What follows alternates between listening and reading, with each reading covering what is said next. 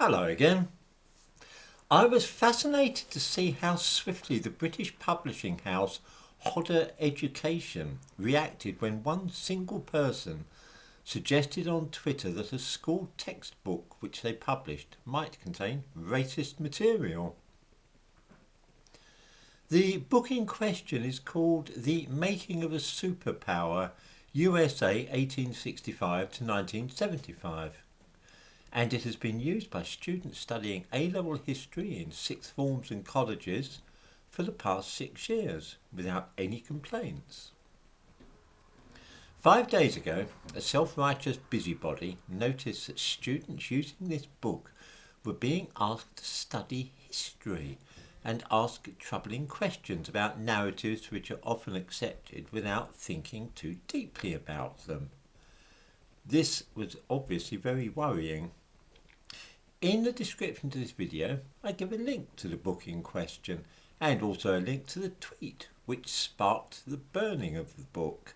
Well, it hasn't yet been burned, but since Hodder Education have now withdrawn it from sale, I strongly suspect it will be pulped and then reissued in an expurgated version, such as will not upset the delicate sensibilities of today's young generation. So, what is the nature of the problem, and why should the book need to be withdrawn? The thumbnail to this video shows what prompted this panic. After studying the treatment of Native Americans in the 19th century, students were asked to consider to what extent do you believe that the treatment of Native Americans has been exaggerated?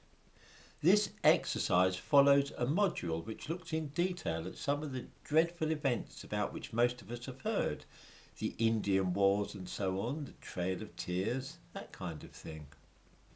There was also some stuff about possible benefits to Native Americans from the growth of an industrial civilization in North America. Now, the standard narrative, of course, is that everything white people did in the United States was wrong and to the detriment of the indigenous population who had been living there before the Europeans arrived.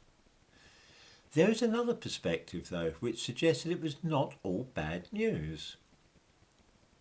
The 17 and 18-year-olds studying history with this textbook are being invited to look at both sides of a complex and emotive subject and to try and arrive at a balanced judgment.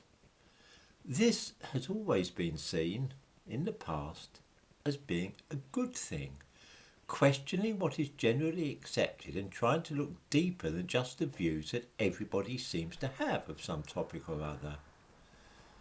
It's certainly what I always encourage my own daughter to do. However, this is now anathema for many left-wing and progressive types. Instead, asking too many questions is seen as a sign that one is unreliable and perhaps even dangerous. The young woman who tweeted about this passage from the textbook said to the BBC, "It was deeply shocking to see how ingrained racial injustice is. The period we're looking at is a period of American policy where Native Americans were treated terribly. The way the textbook framed it suggests that maybe the treatment of Native Americans has been exaggerated." She went on to say that, "My concern is that it presents really oppressive policies in an objective way. That didn't seem appropriate to the historical context. I'm definitely worried this is a wider pattern. We like to think that compared to Britain, we don't really have an issue of racial injustice." And right there you have it. Things being presented in an objective way is something which is very much frowned upon because it suggests that truth might be an objective thing which could be established by thinking and examining evidence. For instance, in her tweet, the woman who began this witch hunt referred to the treatment of Native Americans as genocide, and there is certainly something there which we could analyse and discuss. Except, of course, that we cannot, because books which encourage young people to do this are denounced as evil and have to be withdrawn from sale and destroyed. My own feeling is that what happened in America fell a long way short of genocide, hideous though some aspects of the matter were. Of course, I may be quite wrong about this, which is why we should all talk about things like that and try to look beyond the point of view which most people hold. I find it frightening that somebody teaching history to young people should encourage them not to look at historical events objectively. Everything, whether the Holocaust or the massacre at Wounded Knee, the bombing of Dresden or the Trail of Tears, should be talked about and all views welcomed and discussed. This is how we arrive at truth, you see, by looking at everybody's views and seeing what they've got to say. Discouraging young people from asking questions and looking beyond what everybody else thinks is a terrible way to carry on. Once you get to this point, it will mean that there should be no discussion about the British Empire because it will violate some principle of racial justice to ask anybody to try and reach a balanced conclusion.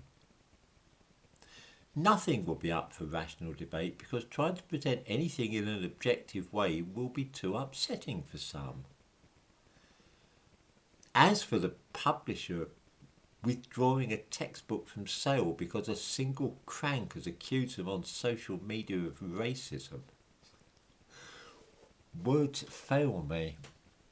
As the ancient Romans said, O tempora, O mores,